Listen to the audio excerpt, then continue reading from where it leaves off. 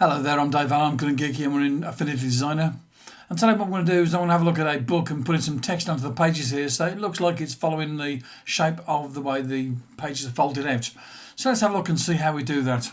So I've got this book here and I'm going to basically do a warp for making this rectangle shape here. So let's do that now. So let's get the rectangle. I'm going to start here and I'm going to bring it about the right size. It doesn't have to be exact. So approximately the right size. And then what I'm going to do is I'm going to apply a warp to it.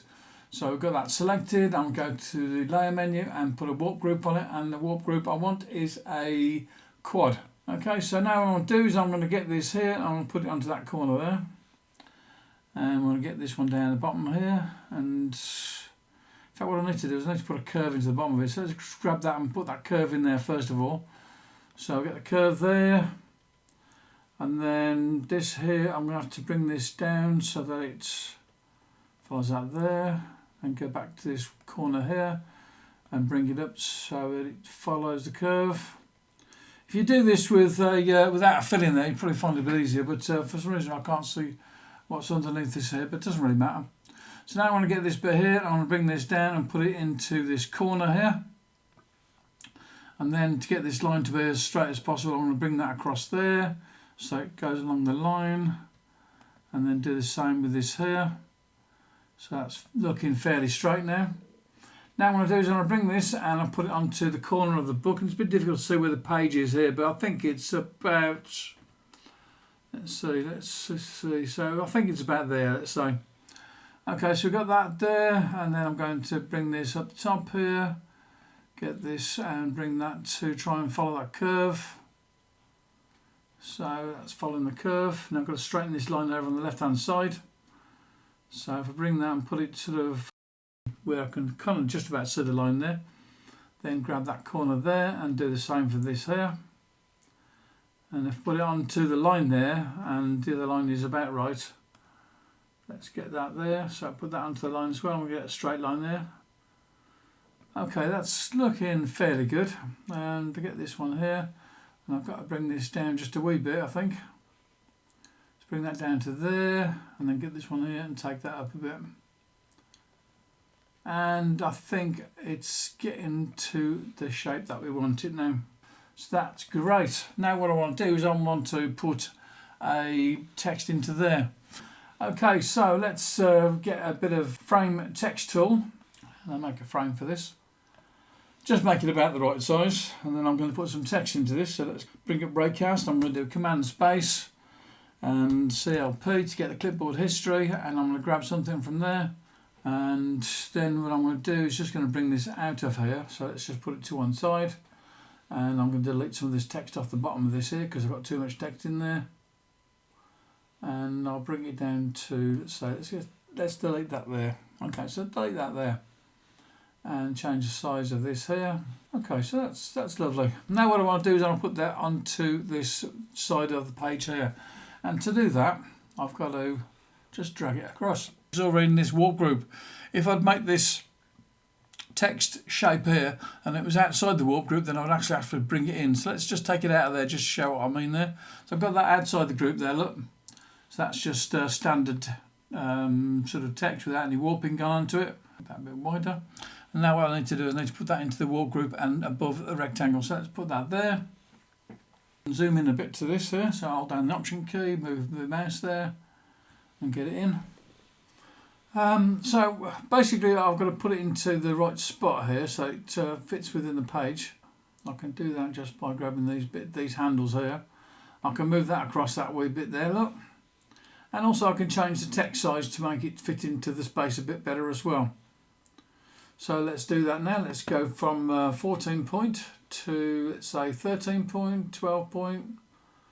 We're getting there, 11 point, and we're, let's put it at 10 point.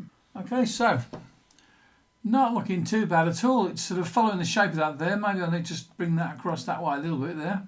Okay, so basically I've got the text in the right place there and it's following the curve around here. And it's been warped by that rectangle warp that we got there. I should finish this off by making a bit of a sort of shadow here. And I think probably the best way to do this shadow is to, let's select the rectangle. Okay, so I want to put a bit of colour into there. So I'm going to go for this tool here, the fill tool. And I want that to go back there, say. Obviously the pink there is the wrong sort of colour, so let's change that to something a bit darker. Well, that's not looking too bad, is it? What I could do is I could bring it out a wee bit further, bring it across to, say, there. And then add another colour here, because that bit at the top there is going to be a bit lighter, isn't it? So let's put a light colour in there. And this here I've got a sort of little bit lighter grey. This one here I've got a little bit darker grey. Let's select that one again and make that grey just a little bit darker. Okay, and of course you can go with the opacity on this here and change the opacity to get it just right. So let's put the opacity up on that there to 100%. I think that's looking pretty good now. Okay, so that's one side of that done. And I'll just go over it again just to show you how we did the other side. And you see I've got this line here that's not quite right there, but it's going to be difficult to get back into the warp tool to be able to change that rectangle. So I'll go to this rectangle now and I want to change this here. So over in the layers panel I selected the warp group and I was able to get back to the warp and make some more changes to it. Get that. Okay, I've got back into the warp, that's good. So if you are working with a standard rectangle or other sort of shape with this here, what you might do is put a node here. The only trouble is it kind of messes things up further up in the shape there. So it messes up that bit in the middle, doesn't it, if you put an extra node in there. And I think that's kind of about right, it's good enough. So I've got a text in there onto our book. Let's do the same on the other side here. Okay, so now it's time for you to hack the YouTube algorithm. I'm going to put a like or a comment onto this video because it helps people find these videos online in YouTube. Go and do it now.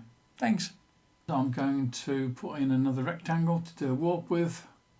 Let's get the rectangle over here and start in this corner here. Okay, so that's looking good. Now I've got to put the warp onto it. Let's go to the warp tool, go to layer, warp group, quad. So we'll do a little bit of twiddling and fiddling with these warp nodes to get the shape that we want, putting the corners out there and getting the curves in between. Lovely. Get it so the shape is just exactly right, perfect. And I think that's just about it. Okay, so that's good, we've got our warp done. So we've got two warp groups here. Let's close that warp group up so we don't get mixed up between the two. And now what I'll do is I'll put more text in there, or I could put a picture in there. Let's put a picture in there. So I'm going to go to File, and I'm going to go to Place, and then we're going to get some sort of image. I thought it would be a good idea to put a picture into this, but I forgot that you can't actually warp a photo in Affinity Designer. To be able to do that, you need to go into Affinity Photo. If you have the two applications, that's no problem. Let's go for, not frame text this time, let's go for artistic text. So now what I'm going to do is I'm going to size that up a little bit first. Let's grab that, size it up. So change the size of it, put it there. On top of where it's going to go into the warp group, and I'm going to grab it and I'm going to drag it and drop it into the warp group. And as you see, that has worked out quite nicely. So I can just place it as I need to. At the moment the font is a bit too small, so let's bring the font up. I did wonder if it was possible for changing this frame text into artistic text, or going the other way from artistic text to frame text, and it is possible. You go to the layers menu. Okay, so let's get our frame text tool. Let's get this here. Going to do Command and V to paste that in. I'm already actually in the right place for the warp group. I just need to put it into position properly. If I put it there, it's going to flow following that warp. So how about that then? And as you can see, I've got my text in there looking just nice, following this curve of the book here. And all I need to do to finish this off would be to put a bit of a shadow at this end of the book here. Should be a bit darker down in this bit here. Let's select that one there. Change this colour, make it darker. Okay then, so this is Dave Allen. I'm Good and Geeky, and I've been showing you how to put some frame text into the pages of a book and make it look like it's curved and going around the shape of the pages. Very good now. Go and subscribe. Bye.